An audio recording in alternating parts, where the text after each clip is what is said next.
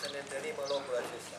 Cu siguranță, confortul lui cel dinăuntru, mă rog ca Domnul să facă să nu vă îmbolnăviți, dacă v-ați îmbrăcat cumva mai subțire în această dimineață. Mulțumim Domnului și pentru nouă. Haideți ca să ne bucurăm împreună. Tinerii ne vor conduce în închinare înaintea Domnului pentru cântare.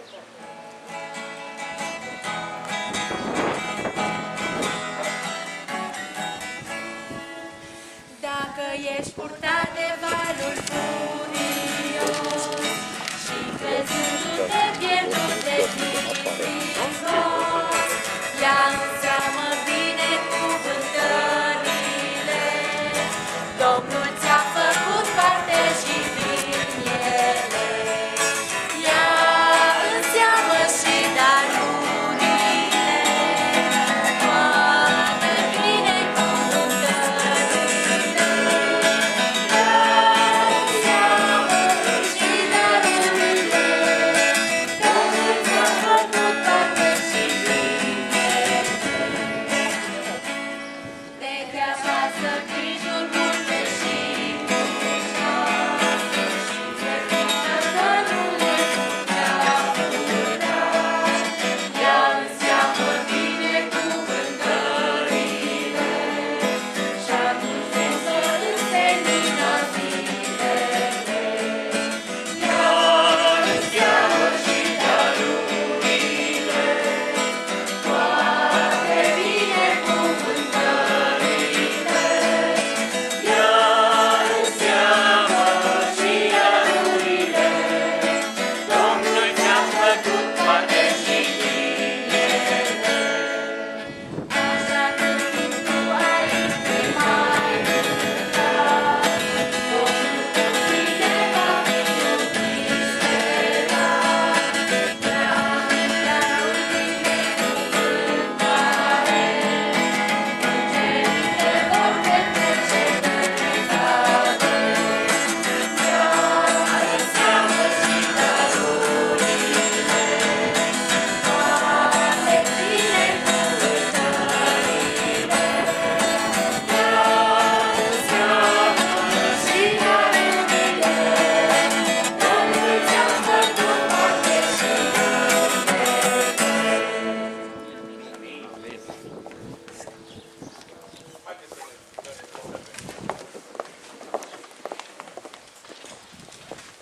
Tatăl nostru care ești în ceruri, numele și numele Domnului Iisus, venim să-ți mulțumim pentru această zi minunată care Amin. Tu ne-ai mai dat ocazia ca să venim în curtea casei Tale, Doamne, Amin. să ne putem bucura împreună cu frații, cu surorile, Doamne, cu tinerii, cu copiii, Doamne, Te rog să binecuvintezi fiecare suflet, Doamne, Amin. și dragul casei Tale. Te rog să binecuvintezi autoritățile, Doamne. Amin. Te rog să rămâi la cârma vieții noastre, cât vom trăi pe acest pământ. În numele și merite Domnului, mulțumim. Amin. Amin. Vă rog să ocupați locurile și aș vrea să citesc câteva cuvinte din Psalmul 100. Strigați de bucurie către Domnul toți locuitorii pământului. Slujiți Domnului cu bucurie. Veniți cu veselie înaintea Lui. Să știți că Domnul este Dumnezeu. El ne-a făcut, a Lui suntem. Noi suntem poporul Lui și turma pășunii Lui. Intrați cu laude pe porțile Lui, intrați cu cântări în curțile Lui. Lăudați și binecuvântați în numele, că Domnul este bun și bunătatea Lui ține în veci și credincioșia Lui din neam în neam. Amin. Amin. Și ca Domnul să ne binecuvânteze pe fiecare care am hotărât în această zi să fim în locul acesta unde se cheamă numele Lui și se cade ca să venim cu mulțumire și cu ceea ce Domnul ne-a pune pe inimă, cu o cântare, o poezie, să lăudăm pentru că Domnul aceasta dorește de la noi. Mulțumim că ne-a întărit pașii să venim în locul acesta și des că știm vremuri de restriște, avem ocazia ca să ne bucurăm în curțile Domnului, în curțile casei Domnului și mulțumim pentru aceasta. Și zic ca Domnul să ne întărească, să ne dea înțelepciune la fiecare, Amin. ca să-i mulțumim în dreptul nostru, pentru că Domnul ne cunoaște mai bine decât ne cunoaștem noi, dacă vreți. El ne știe mai dinainte de a ne fi născuți. Și El ne știe și ziua de mâine. Noi nu știm ce ne așteaptă ziua de mâine. Dar Domnul știe. Și am vrea să ne ridicăm și să avem câteva momente de rugăciune. Fiecare, stați cu rost, câteva minute de părtășie împreună cu Domnul. Doamne, cu laudă și mulțumire, venim înainte ta și vreau să-ți mulțumim și eu pentru ocazia în care am să te curtea casei tale, împreună cu frații surori, să-ți mulțumim și de vremea pe care ai lăsat-o. Mulțumim pentru că nu plouă, Doamne, și vrea, Doamne, ca să te ajuți, ca să fie un timp prielnic în această dimineață aici în satul Doamne, te rugăm să ne curățești și să ne spui Sfântele Tău, cerul să te facă pentru copiii mei, pentru familiei lor, pentru frații romii, mele, Doamne, de aici, din Sinele, Doamne, și eu, pentru rudele mele, Doamne, îndură de toate mările din cerul, de fiecare persoană în parte.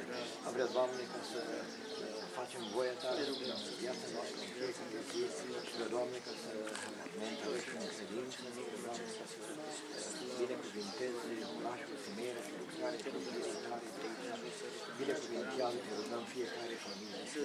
Eu pe vrăjmașul să bată, ca să ducă dezbinare în familie, viața rece, Doamne, ca să dădăm și plată, lasă și îngăduință, care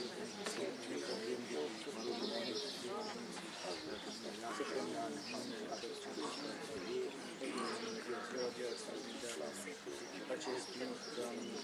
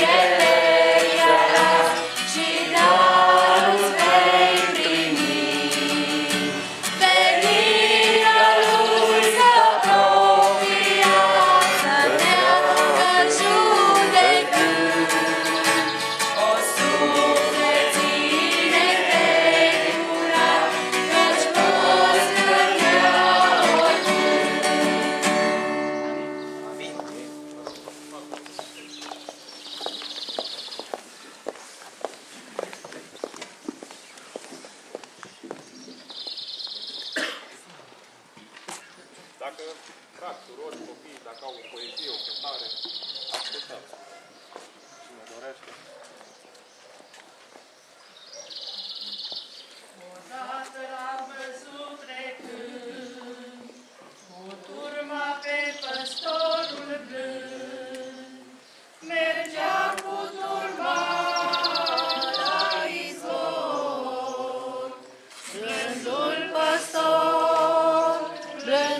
păstor mergea cu turma la izvor.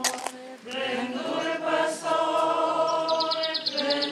păstor, pe oaia ce căzuse jos, a ridicat-o el frumos și-a dus-o în brațe la izvor. Blândul păstor, și-a dus-o în brațe iubitor. Blândul păstor, pe alta care ca pământ, să-ți-a cu piciorușul frânt. El o lega lângă ietor. Blândul păstor,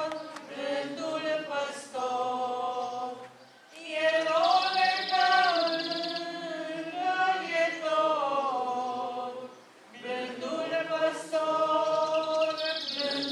păstor, dar mai târziu l-a întâlnit, cu spini era împodobit, într-o mulțime de popor. Blândul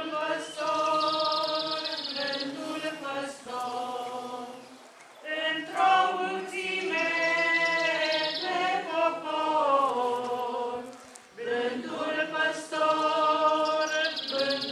păstor, când l-au văzut l-am întrebat, cine sunt cei ce te-au scuipat?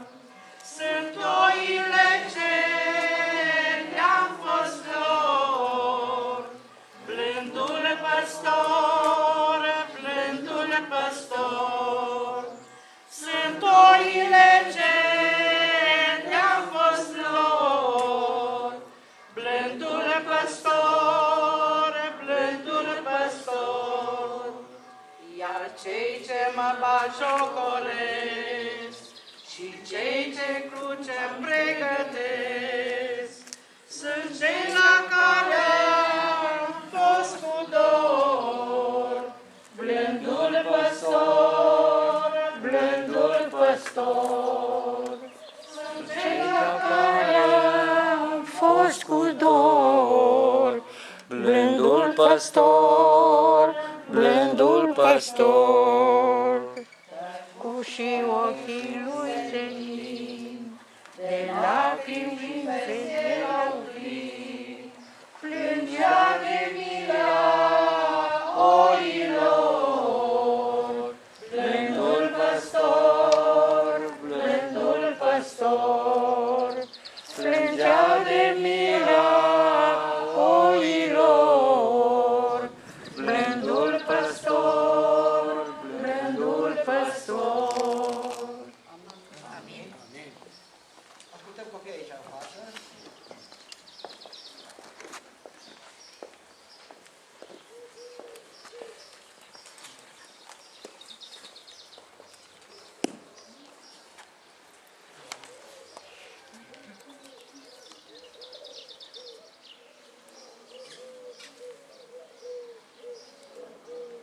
Toate marginile lumii îl cunosc pe Creator.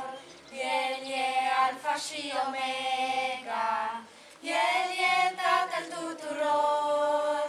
Cine a cântărit pământul, stelele le-a pus pe cer, încă mări a pus și vântul. Cine-i altul decât El?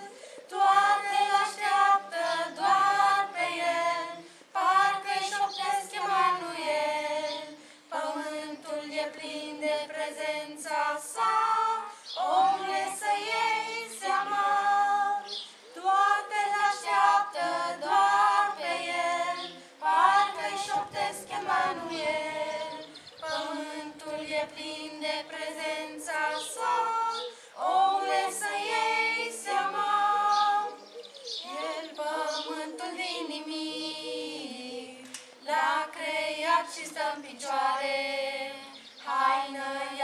născut din nori și i-a dăruit splendoare și olarul s-a făcut pentru scurtă vreme lui în cuptorul din calvar. El ne-a dat viață în har, toate l-așteaptă doar pe el, parcă-i șoptesc Emanuel.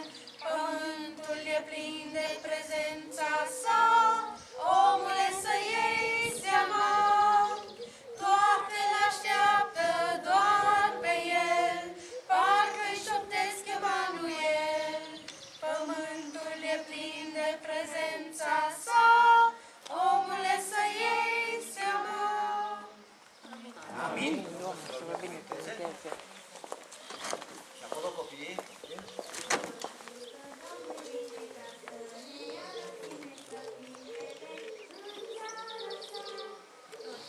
De bucurie vom lăuda pe mire și pentru veci ne-am bucura.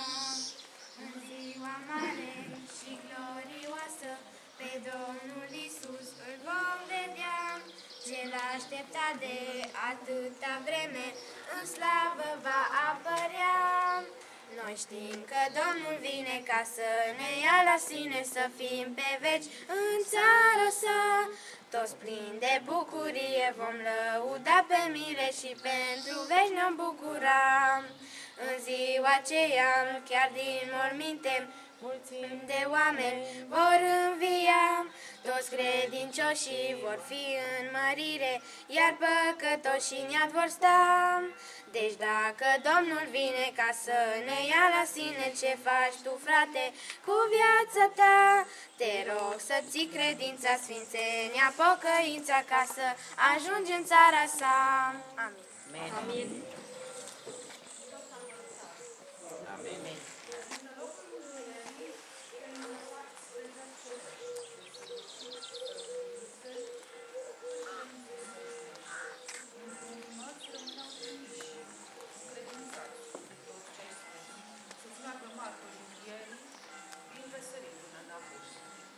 Priveau îndurerați plecarea, dar fericiți nădejdea lor, nemângâiați de această clipă, dar răsplătiți de viitor.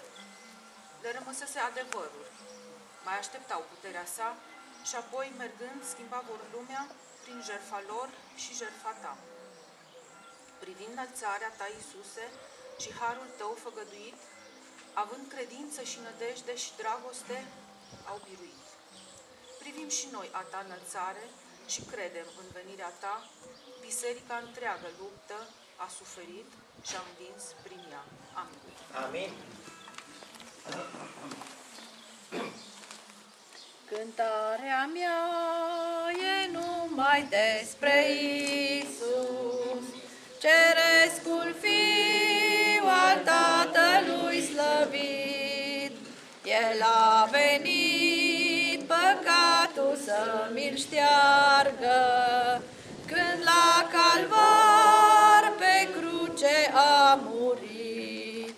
Cântarea mea e numai despre Iisus, ce-n locul meu pedeapsa a purtat.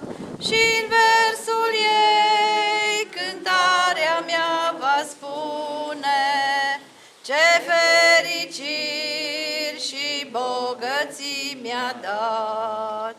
Cămașa lui stropită-n sfântul sânge, crucea și spinii cu păcatul meu, mormântul gol, speranța revederii.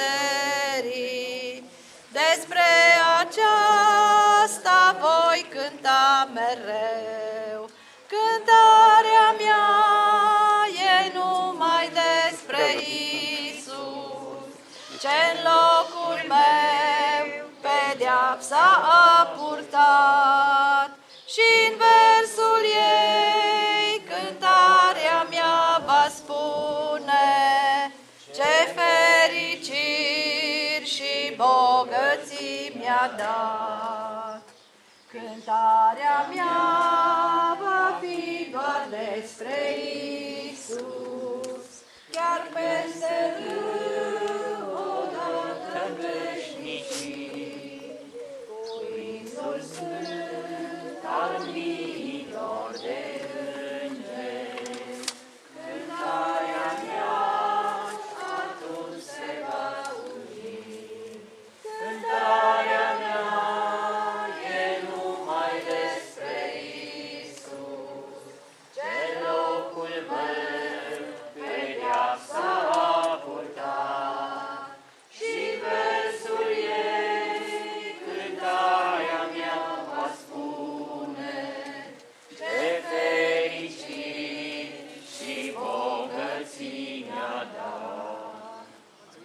Amin. Toate amin.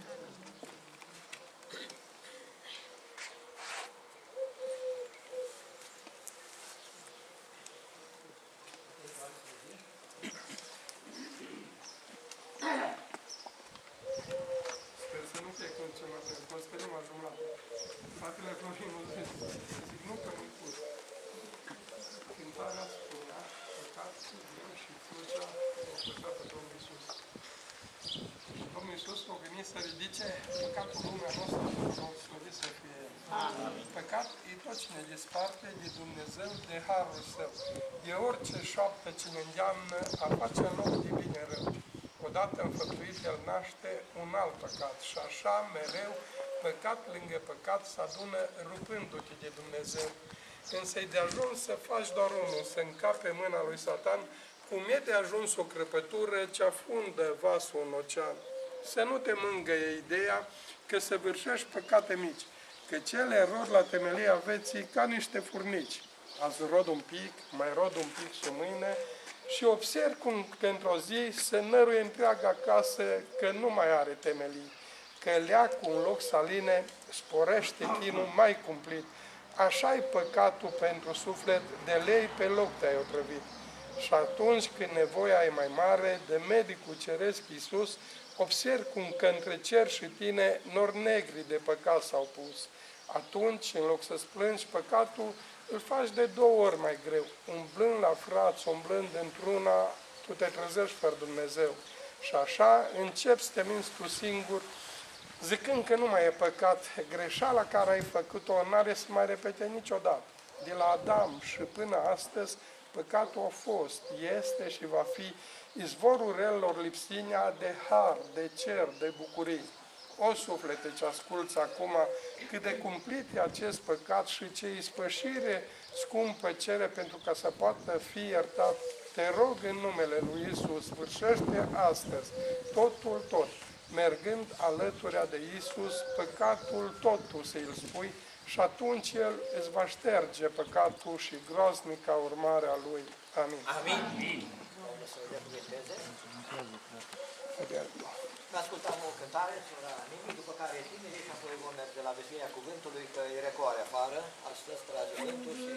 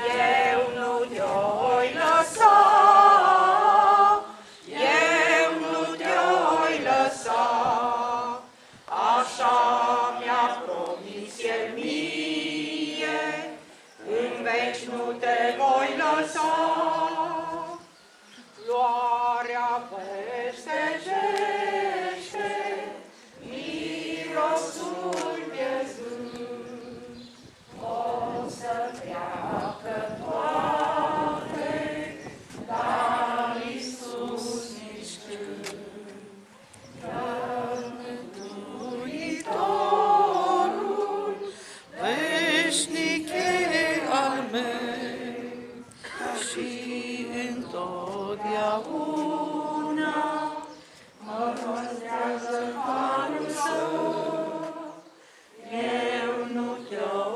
lăsa, eu nu te-oi lăsa, așa mi-a promis El mie, în veci nu te voi lăsa.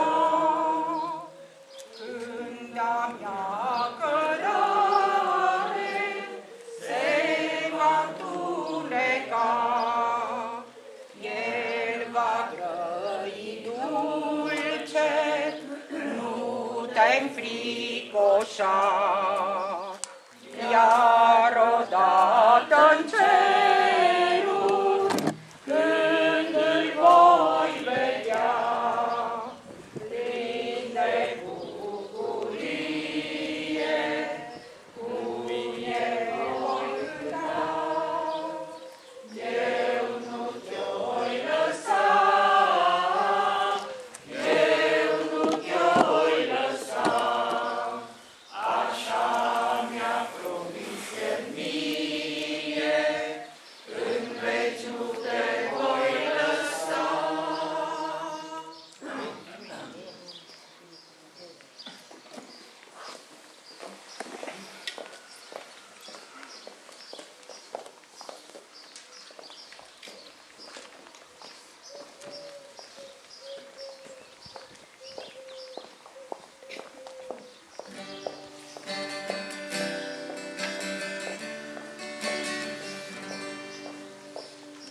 Nerăbdare aștept ziua când va veni Iisus, zi minunată, zi minunată. Acolo nu vor mai fi grăbiri, ci bucurii vor fi. Zi minunată, zi minunată, zi minunată. Și cerul frumos va fi, când cu Iisus nou în cer vom fi. Zi minunată și fericită va fi când Dumnezeu alegi El va veni. Vor fi în corul nostru sfinții, în slavă Tatălui. Zi minunată, zi minunată, iar fața Lui în veșnicie cu toți vom vedea. Zi minunată, zi minunată, zi minunată, și cerul frumos va fi, când cu Iisus nou în cer vom fi. Zi minunată și fericită va fi când Dumnezeu alegi El va veni. Nu vrei să fii și tu acolo, prieten neiubit, la masa sfântă, sus pregătită. E desfătare ca acum, oprită pentru mine, Iisus te așteaptă, ca viața rată. Zi minunată și cerul frumos va fi, când cu Iisus nou în cer vom fi. Zi minunată și fericită va fi când Dumnezeu alegi El va veni.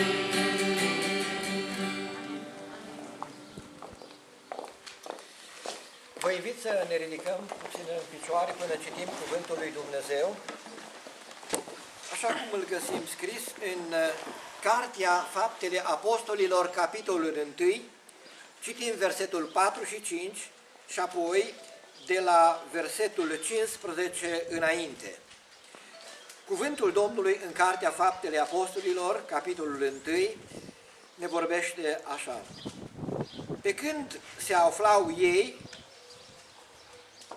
le-a poruncit să nu se depărteze de Ierusalim, ci să aștepte acolo făgăduința Tatălui pe care le-a zis El, ați auzit-o de la mine, căci Ioan a botezat cu apă, dar voi, nu după multe zile, veți fi botezați cu Duhul Sfânt.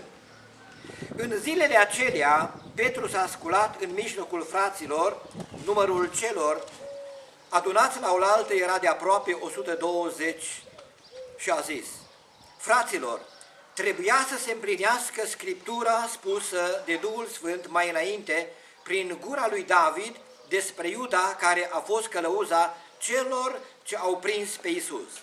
El era din numărul nostru și era părtaș al aceleiași slujbe.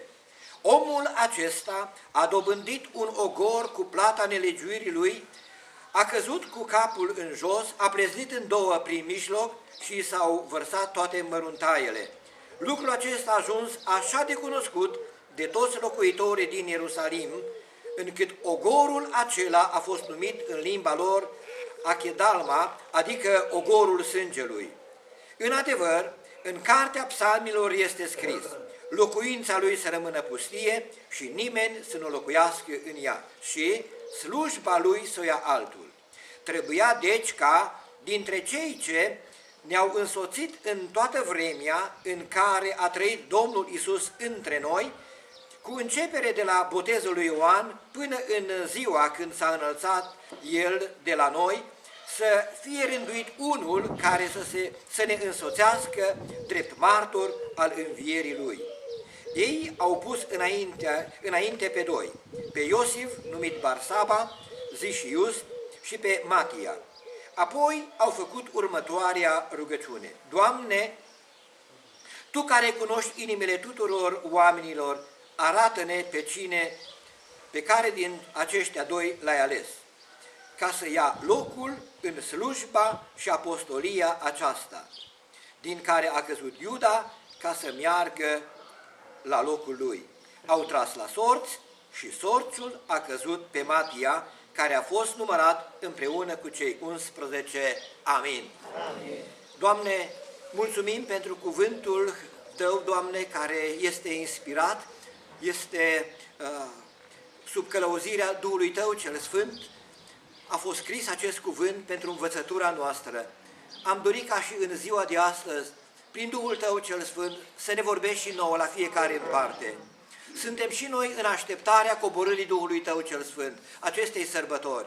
Suntem și noi în așteptarea împlinirii promisiunilor Tale cu privire la noi. Ajută-ne, Doamne, ca să așteptăm venirea Ta, să așteptăm promisiunile Tale, așa cum au așteptat și apostolii. Lasă binecuvântarea Ta peste toți cei care sunt prezenți și peste cei care nu sunt prezenți împreună cu noi în ziua de astăzi. Te rugăm să binecuvântezi orice familie a fraților noștri, să binecuvântezi orașul Simeria.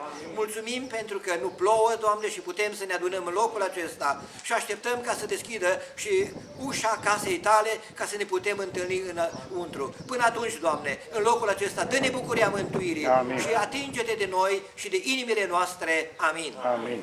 Vă rog să ocupați locurile.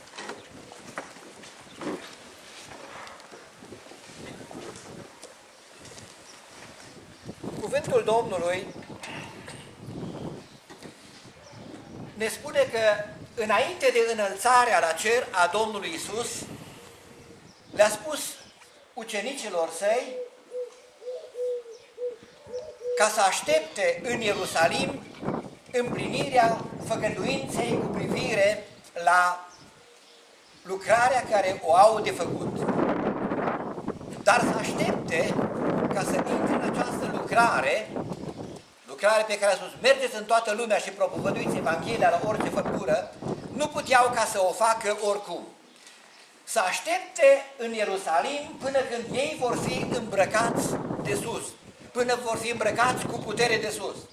Și Domnul Iisus face referire la Duhul Sfânt care trebuia ca să vină, să intre în viețile credincioșilor, a ucenicilor Săi, să conducă viața lor pentru ca să poată să facă această lucrare.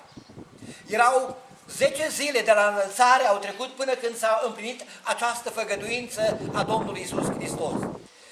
Dragii mei, cum așteaptă ucenicii momentul acesta al coborârii Duhului Sfânt. Cum așteptăm și noi făgăduințele lui Dumnezeu? Ucenicii așteaptă făgăduința, dar nu oricum.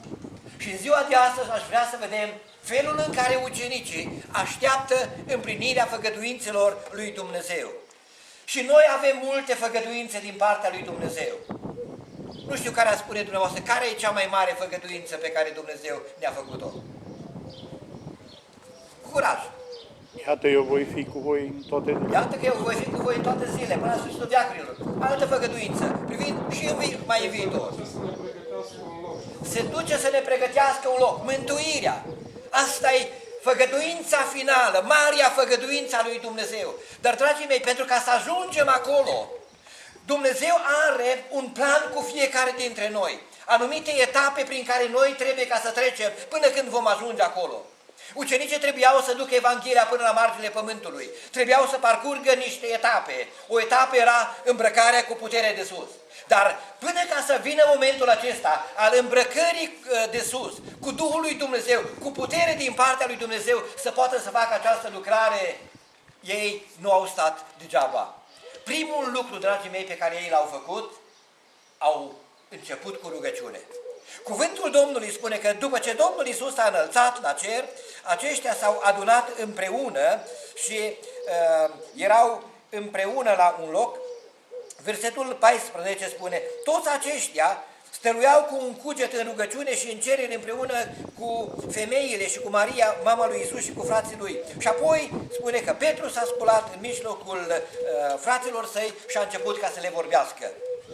Cuvântul lui Dumnezeu ne spune, dragii mei, că primul lucru pe care ei l-au făcut după ce au venit de pe muntele Măslinilor, din prezența Domnului Iisus, l-au văzut că s-a înălțat la cer Mântuitorul, au venit în rugăciune înaintea lui Dumnezeu, stăruiau în rugăciune și în cerere.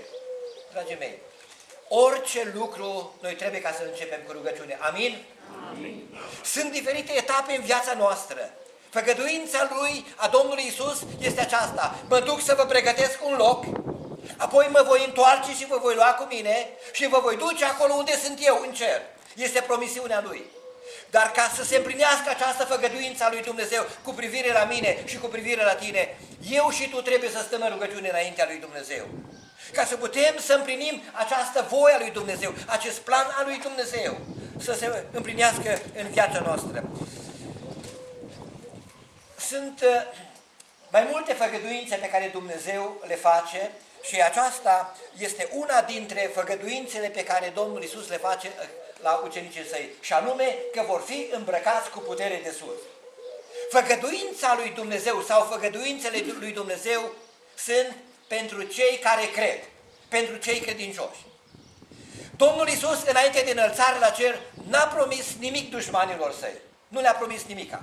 Le-a promis ceva ucenicilor săi. Dumnezeu îi promite omului credinței lui Avram că îi va da urmași, că îi va da o țară, că îl va binecuvânta și prin el vor fi binecuvântate toate națiunile pământului acestuia. Era omul credinței, unul care a crezut în Dumnezeu și pentru că a crezut în Dumnezeu, Dumnezeu îi face aceste promisiuni. Promisiunile, dragii mei, sunt pentru cei care cred.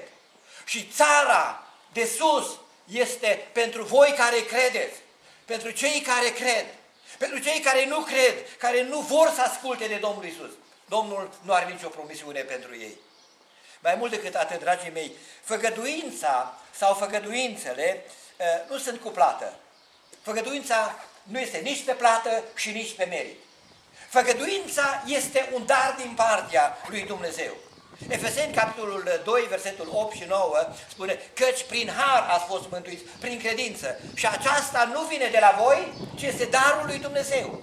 Făgăduința, dragii mei, este un dar din partea lui Dumnezeu. Trebuie să stăruim în rugăciune înaintea lui Dumnezeu pentru ca să se împlinească planul lui Dumnezeu cu privire la noi. Dumnezeu, am spus că are un plan general în care noi trebuie ca să ne încadrăm. Domnul Iisus Hristos era în grădina Ghețimani, se ruga acolo și în grădina Ghețimani spune, Tată, nu cum voiesc eu, ci cum voiești tu. Dacă se poate, îndepărtează de la mine paharul acesta. Totuși nu cum vreau eu, ci cum vrei tu, să se împlinească voia lui Dumnezeu. Și noi, ca și credincioși, trebuie să ne rugăm ca să se împlinească această voia lui Dumnezeu cu privire la noi.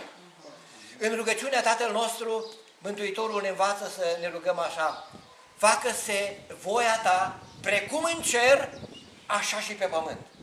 Precum se face voia lui Dumnezeu în cer, așa să se facă pe pământ și aceasta să înceapă în mine, în viața mea.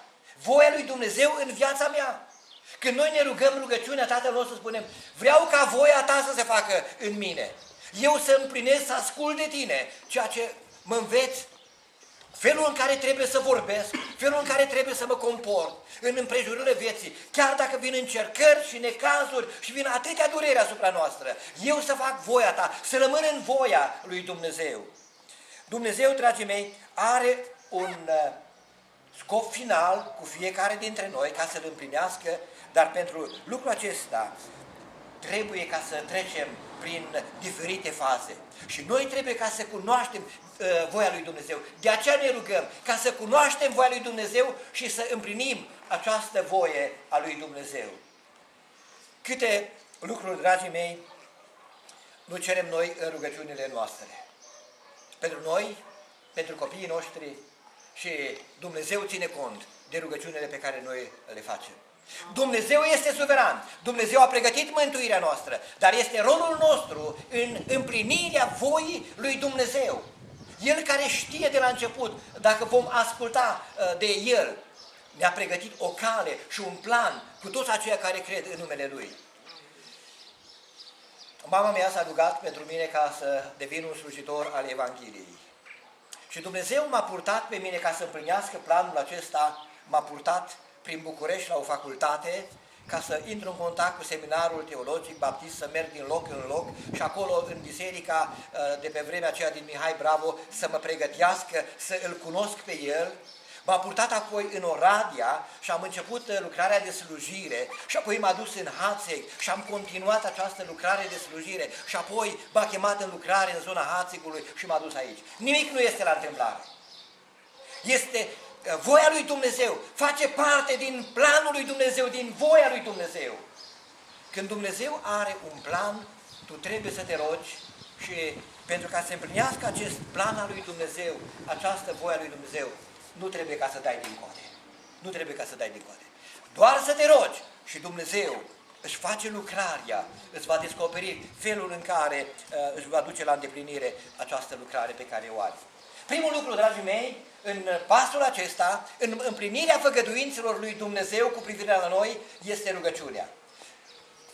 Ucenicii s-au rugat, aproape 120 de persoane, s-au rugat ca să cunoască voia lui Dumnezeu. Ce să facă până va veni coborârea Duhului Sfânt? Ce să facă în timpul acesta? Altădată știm ce au făcut ucenicii. N-au știut ce să facă. Așteptarea era așa de grea și au plecat la pescuit. Au plecat pe Marea Tiberiade. Acum nu-și mai au concediu. Nu-și mai au concediu. Acum nu mai pleacă în altă parte. Așteptarea este grea, dar așteaptă rugăciune în mod activ, nu oricum. Așteptăm împlinirea făgăduințelor lui Dumnezeu, dar nu oricum, dragii mei, ci veghind, rugându-ne, cercetând Scripturile. Și cuvântul lui Dumnezeu spune că Petru s-a sculat în mijlocul fraților săi și a spus: fraților, trebuia să se împlinească Scriptura spusă de Duhul Sfânt mai înainte prin gura lui David despre Iuda, care a fost călăuza celor ce au prins pe Iisus. Cercetând Scripturile, el descoperă că trebuia să se întâmple aceste lucruri cu privire la Iuda. Și că în planul acesta al lui Dumnezeu sunt incluși și ei, apostolii, cei 11, ca să aleagă pe altcineva în locul lui. Cercetând Scripturile, dragii mei, ajunge la această înțelegere. Cât de important este și pentru noi ca să cunoaștem cuvântul lui Dumnezeu. Două lucruri, dragii mei, cu privire la ceea ce descoperă Duhul Sfânt cu privire la Iuda. Și anume, primul lucru spune că locuința lui să rămână pustie și nimeni să nu locuiască în ea. Pe ucenici nu interesează locuința lui. Asta e planul lui Dumnezeu. Altcineva, rudele, altcineva vor decide cu privire la lucrul acesta. Și lucruri de genul acesta nu ne privesc pe noi, cu locuințele și cu acestea, cu privire la alții. Dar, dragii mei, cu privire la lucrare, asta ne interesează. Și spune, locul lui să ia altul. Asta mă privește pe mine și vă privește pe voi cu alte cuvinte. Ne privește pe noi lucrul acesta. Este vorba de lucrarea lui Dumnezeu. Și când este vorba de lucrarea lui Dumnezeu, pe noi, cei credincioși, ne privește lucrul acesta. 3 lucruri, dragii mei, pe care el le remarcă despre Iuda. Primul lucru este, în versetul 17, că el era din numărul nostru. Dragii mei, mă gândesc cu câtă durere o fi rostit Petru cuvintele acestea. El era din numărul nostru. Am fost în lucrare împreună. Ne-am rugat împreună, am postit împreună. Am vestit Evanghelia și dracii ne-au fost supuși. Și am venit plin de bucurie. Au văzut lucrarea, puterea lui Dumnezeu, semnele lui Dumnezeu. Era din numărul nostru. Câtă durere, dragii mei, câtă rușine în același timp. Pentru grupul acesta de ucenici, că unul dintre ei, momit în lăcomia lui, pentru niște arginți, îl vinde pe Domnul Iisus Hristos. Ce durere este și pentru noi, ori de câte ori, dragii mei, frații noștri, ori de câte ori frații noștri se îndepărtează de cuvântul lui Dumnezeu, este durere pentru noi, este durere pentru Domnul Iisus Hristos. Este momentul astăzi să fim atenți la viața noastră, la trăirea noastră. Era din numărul nostru, vorbește la trecut. Dragii mei, este un har astăzi că putem să fim aici în casa lui Dumnezeu, să ne apropiem de El, slăvit să fie El. Amin. Aici împreună ne rugăm unii pentru alții. Împreună ne îndemnăm din cuvântul lui Dumnezeu să fim atenți. Era din numărul nostru. Care erau din numărul nostru pe unde sunt acum. Haideți, iubiți frați și surori, să mergem să-i căutăm. Erau din numărul nostru. Atâta vreme cât încă mai trăiesc, mai există har pentru ei. Și este obligația mea și a dumneavoastră să ne rugăm pentru ei ca să întoarcă la Dumnezeu.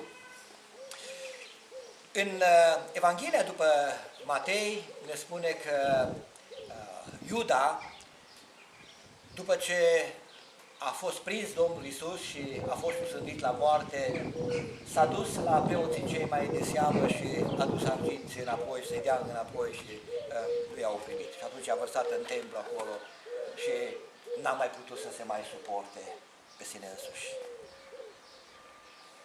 N-a mai putut să mai suporte. A mers și s-a spânzurat. Și aici avem detalii, că a căzut în jos, nici creanga aceea de care a vrut să se spânzure, nu l-a ținut. S-a încărpat în două și au ieșit măruntaiele, ne spune cuvântul lui Dumnezeu. Dragii mei, banul nu aduce fericirea. Numai prezența lui Dumnezeu și Dumnezeu este acela care duce fericirea, slăvit să fie El. Amin. Asta e lecția pentru noi. De multe ori ne zbatem așa de mult și alergăm și în stânga și în dreapta, încă o casă, gospodărie, pământ, animale și așa mai departe, atâtea lucruri, să mai facem o facultate, încă o licență și ne zbatem pentru multe lucruri. Este bine să le facem și pe acestea. Dar, dragii mei, lucrul cel mai important este Iisus. El în viața noastră. Să fim în planul lui Dumnezeu, în voia lui Dumnezeu, să nu fim atrași de lucrurile acestea, pentru că ele pot să devină pentru noi un idol. Ele pot ca să ne îndepărteze de Dumnezeu și de cuvântul Său. El nu ajunge, dragii mei, să se bucure de banii aceia. Niciodată nu te vei bucura de niște bani necinstiți pe care poți ca să îi ai la un moment dat. Ei nu vor fi niciodată o binecuvântare pentru tine, vor fi doar un blestem. Al doilea lucru, dragii mei, spune că nu numai că era din numărul nostru, dar era părtaș aceleași slujbe. Cu alte cuvinte, Iuda nu era oricine. Iuda avea o slujbă deosebită.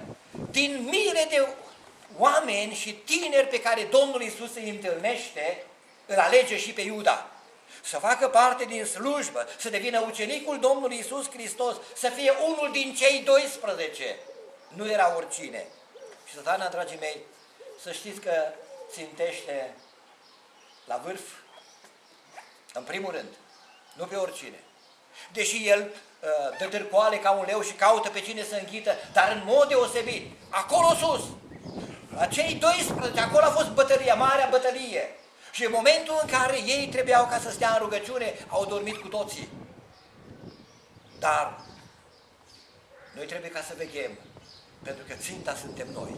În primul rând, dragii mei, păstorii, evangeliștii, prezbiterii, diaconii, frații din comitet, cei care sunt în lucrare de slujire. Asta e ținta diavolului. El vine și țintește aici, pentru că, știți dumneavoastră, dacă lovește în lider, atunci lucrarea și pierderea este mult mai mare. Noi suntem ținta în bătaia armei lui diavolului și vreau să vă mulțumesc cu ocazia aceasta, pentru că de ani de zile și de zeci de ani de zile, mulți dintre dumneavoastră vă rugați pentru mine și sunt ceea ce sunt și sunt și astăzi aici și datorită rugăciunilor dumneavoastră, că v-ați rugat pentru mine. Și eu vă port în rugăciunile mele și să ne purtăm în rugăciune unii pentru alții. Vedeți, într-un război, când un inamic vede două persoane, doi soldați acolo, nu-și va îndrepta arma spre soldatul obișnuit, ci dacă vede un capitan, un general, primul cartuș care va ieși din pușcă va fi spre general, spre capitan, pe cel din frunte, pentru ca în cele din urmă soldații să împrăștie, să fugă, să nu fie comandă. Înțelegeți, dragii mei, de ce diavolul țintește la nivelul acesta? Să distrugă bisericile. Al treilea lucru care îl vedem despre Iuda este că a fost călăuza celor ce au prins pe Iisus, ne spune versetul 16. Călăuza lor a fost în fruntea celor răi, cu alte cuvinte, dragii mei. În fruntea celor răi. Până unde, dragii mei, poate ca să ajungă un credincios care nu veghează, care este momit și care este prins în lațul celui rău. Doamne, păzește-ne pe fiecare în parte. Păzește, frații mei, păzește Biserica Domnului Iisus Hristos din locul acesta. Păzește-i pe toți credincioșii, indiferent de confesiune. Doamne, păzește-i. Lupta este mare. Știi că mai are puțină vreme, ne spune cuvântul lui Dumnezeu. De aceea, caută să înghită pe cine poate ca să înghită și dă târcoale ca un leu ca să-și facă lucrarea pe pământul acesta. În așteptarea făgăduinței lui Dumnezeu, ucenicii se roagă, ucenicii cercetează Scripturile și, dragii mei, îi așteaptă în mod activ, lucrând.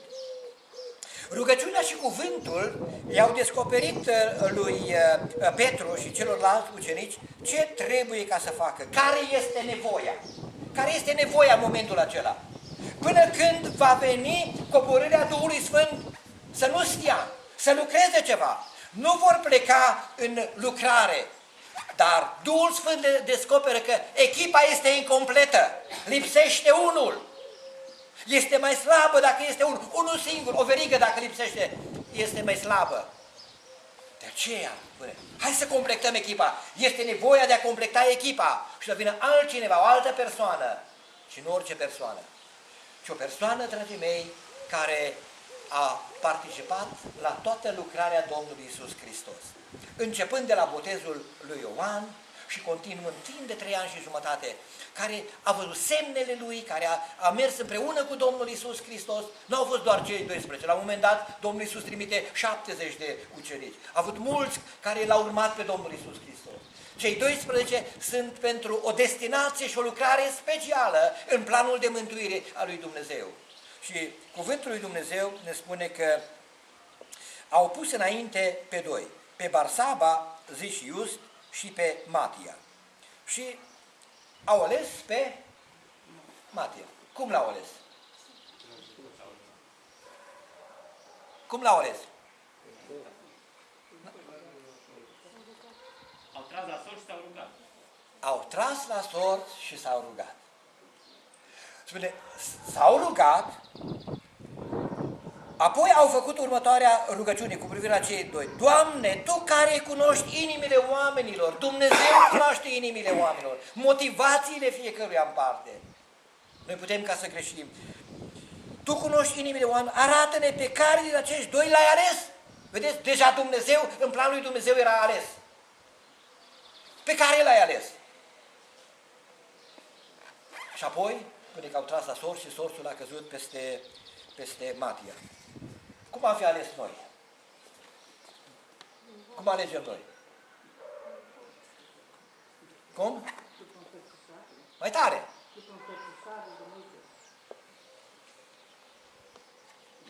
Cum alegem? Prin vot, nu? Hai să punem la vot. Punem cei mulți. Vedeți aici?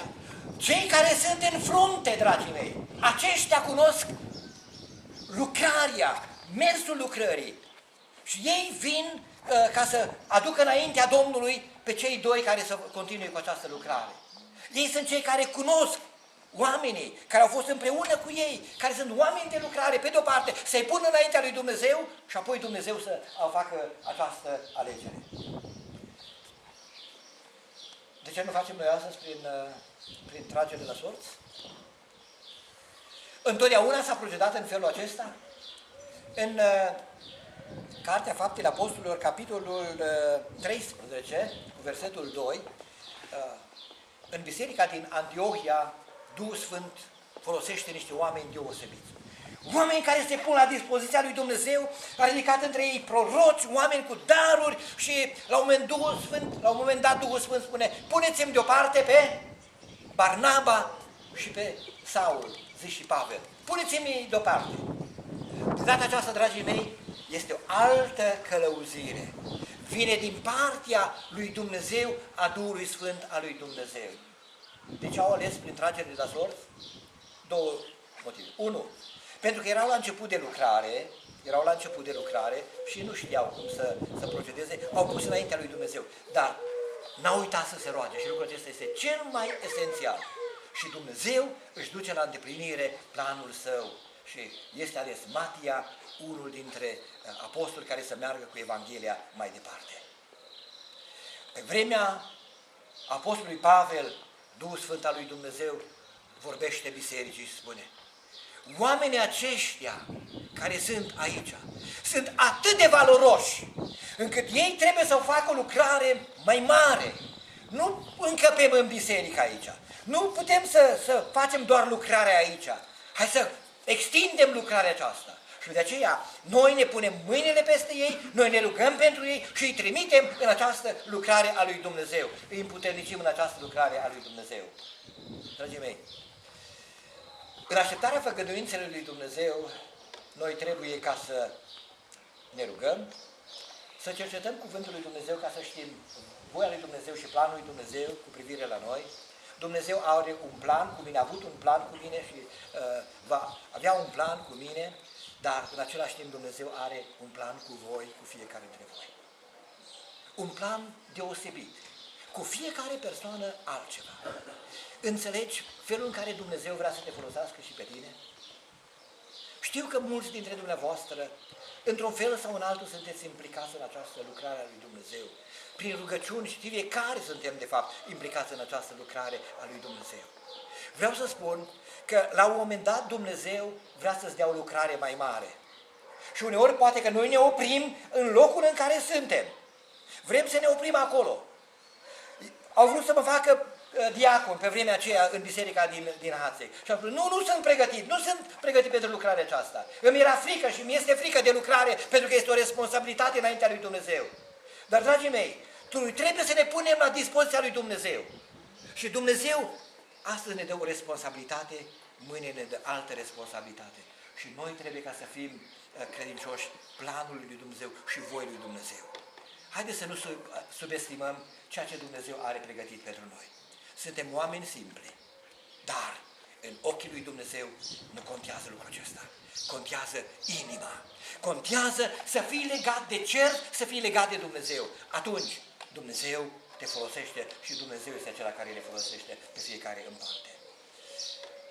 Rugându-ne, cercetând Scripturile și lucrând pentru lărgirea împărăției lui Dumnezeu. Domnul să binecuvinteze și tinerii care au lăudat și în ziua de astăzi pe Domnul. Domnul să binecuvinteze pe frații din Comitetul Bisericii, pe frații lucrători care cântă, care spun poezii, corul, orchestra, tinerii, copiii bisericii noastre. Fiecare în parte îi aducem slavă, cinste lui Dumnezeu. Fiecare în parte suntem în o părticică în planul măreț al Dumnezeu, în armonia și lauda și slava pe care Dumnezeu o primește pe pământul acesta. Aici un grup de credincioși, în altă parte alt grup de credincioși, în case alți credincioși. Fiecare ne închinăm, îi dăm cinste, ascultăm, trăim cuvântul lui Dumnezeu și în felul acesta aducem cinste lui Dumnezeu. Planul final, Iisus s-a dus să ne pregătească un loc. Va veni ca să ne ducă, ca să fim împreună cu El acolo în slavă. Până atunci, dragii mei, așteptăm, rugându-ne, cercetând Scripturile și lucrând pentru lărgirea Împărăției lui Dumnezeu. Amin. Amin. Tinerii vor ruga pe Domnul.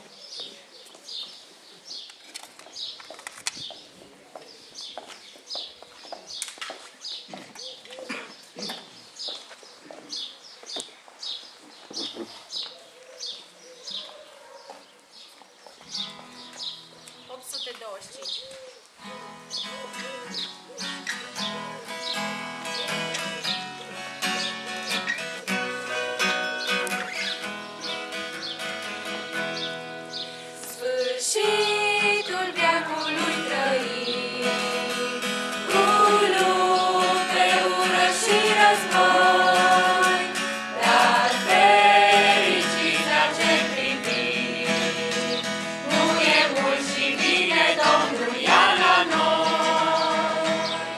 E bine iar, e bine iar, ce fericire ne trăim, se va sfârși al nopții chin amar, căci Domnul vine iar.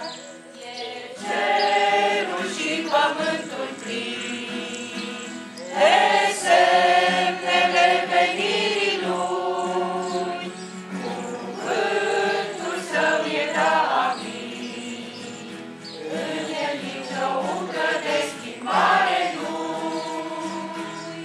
E bine iar, e bine iar, ce fericire necăită, se va sfârși al nopții chin amar, căci Domnul vine iar.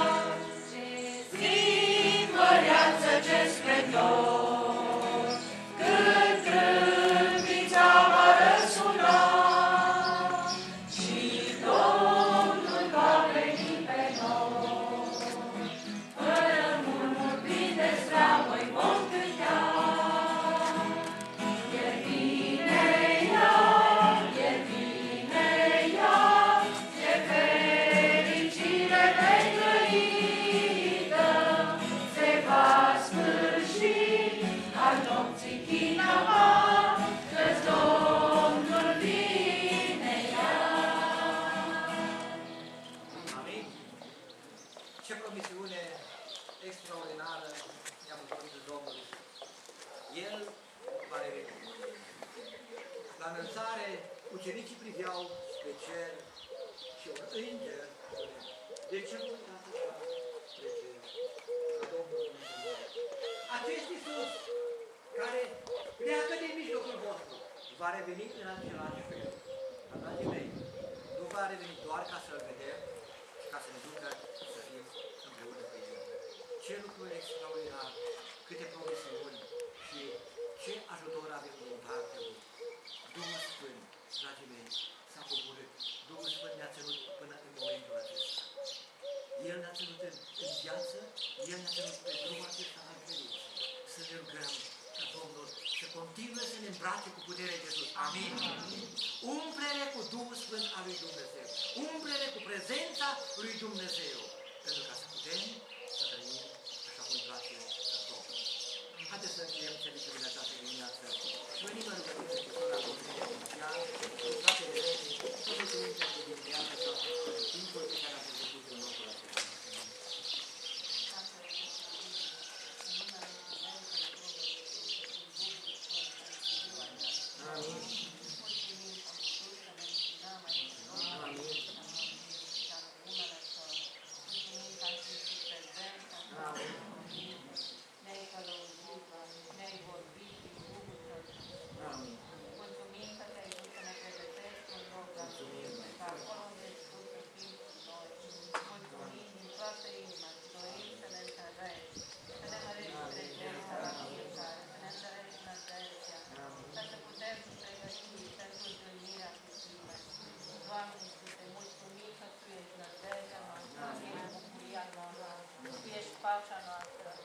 Dorim, Doamne Iisuse, să te înduri în continuare, să ne călăuzești biserica Ta, pe fiecare frate și soră din această adunare, Doamne, cercetează, întărește, binecuvintează pe fratele păstor, lucrarea care se face, comitetul, toți care lucrează, Doamne Iisuse, pentru aceasta.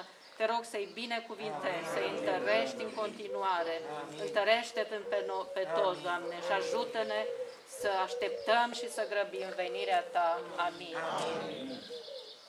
Îți mulțumim, Tatăl nostru, și pentru această dimineață. Îți mulțumim pentru prezența Ta și pentru acest timp frumos. Îți mulțumesc că ne-ai dat posibilitatea din nou să ascultăm cuvântul Tău și îți mulțumim pentru cuvântul Tău. Ajută-ne să înțelegem cuvântul Tău așa cum ni l-ai dat și să-l împlinim în viața noastră. Binecuvintează slujitorul Tău din această dimineață și toți slujitorii Tăi de pe întreg pământul. Te rog să-i întărești prin Duhul Tău cel Sfânt. Îți mulțumim, Doamne, pentru Duhul Tău cel Sfânt, pentru că ai promis că îl dai tuturor ce cred în numele Fiului Tău. Noi credem în Fiul Tău și credem în mântuirea care ne-a dat-o și îți mulțumim pentru Duhul Tău cel Sfânt. Dar te rog să ne ierți că de multe ori l-am întristat, Doamne. Ajută-ne să ne lăsăm conduși de Duhul Tău cel Sfânt. De aceea, ajută-ne să Te căutăm mai mult și să Te cunoaștem mai mult, Doamne. Te rog să-ți aduci aminte de toți slujitorii Tăi de pe întreg, de misionarii Tăi și de cei prigoniți pentru numele Tău. Întărește-i prin Duhul Tău cel Sfânt, Doamne. Te rog să-ți aduci aminte și de cei bolnavi și de cei în suferință. Să dai mângâiere și vindecare, Doamne, și totul să se facă spre slava Ta. Îți mulțumim pentru grija care o ai față de noi, de familiile noastre. Chemăm în continuare protecția Ta peste noi, peste familiile noastre, Doamne, și îți mulțumim încă o dată pentru toate lucrurile. Îți mulțumim încă o dată pentru această zi, Doamne. Te rog să fii cu noi în continuare și îți mulțumim pentru toate. Binecuvântat să fii Tatăl, Fiul și Duhul Sfânt. Amin. Amin. Doamne, mulțumim pentru timpul care ne l-ai acordat, în care am putut să stăm înaintea Ta și să ne bucurăm de prezența Ta. Mulțumim de cuvântul Tău. Plecăm din locul acesta, dar dorim ca să împlinim această voie a Ta, planul Tău cu privire la noi. Păstrează-ne, Doamne, în harul Tău toată viața noastră. Lasă binecuvântarea Ta peste întreaga biserică. Ascultă rugăciunile care au fost îndreptate către Tine în ziua de astăzi din locul acesta. Și fie ca harul bogat al Domnului nostru Iisus Hristos, iubirea Tatălui nostru care este în ceruri și părtășia Duhului Sfânt să fie și să rămână cu noi și să ne conducă în adevărul divin toată viața noastră. Amin. Amin. Ocupați locurile. Mulțumim Domnului pentru timpul care am putut petrece aici și vrem să vă binecuvânteze. Poate să mai încălzit, că până soarele se încălzește un pic. Da?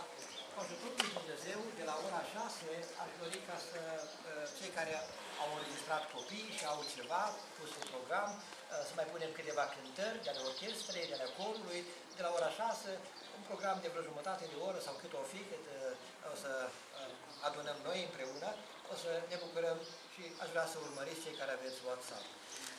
Să continuăm să ne rugăm pentru croitorul, pentru Viorel. A fost Dulgher.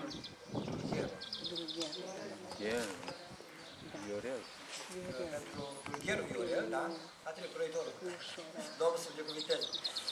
Fratele, pentru băiatul sorei Georgeta, care va pleca pentru a lua analiză, biopsie, marți la Hunedoara. A fost văzut săptămâna trecută de medici, nu se pot pronunța. Dermatologul a spus că depășește problema aceasta, să ne rugăm ca Domnul să îndure de el, să dea și vindecare, să dea și mântuire lui și familiei lui.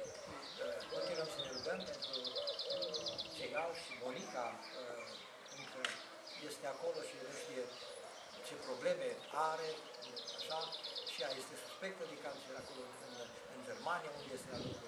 Avem frați cu probleme, să ne rugăm unii pentru alții. Cu ajutorul lui Dumnezeu ne vom reîntâlni.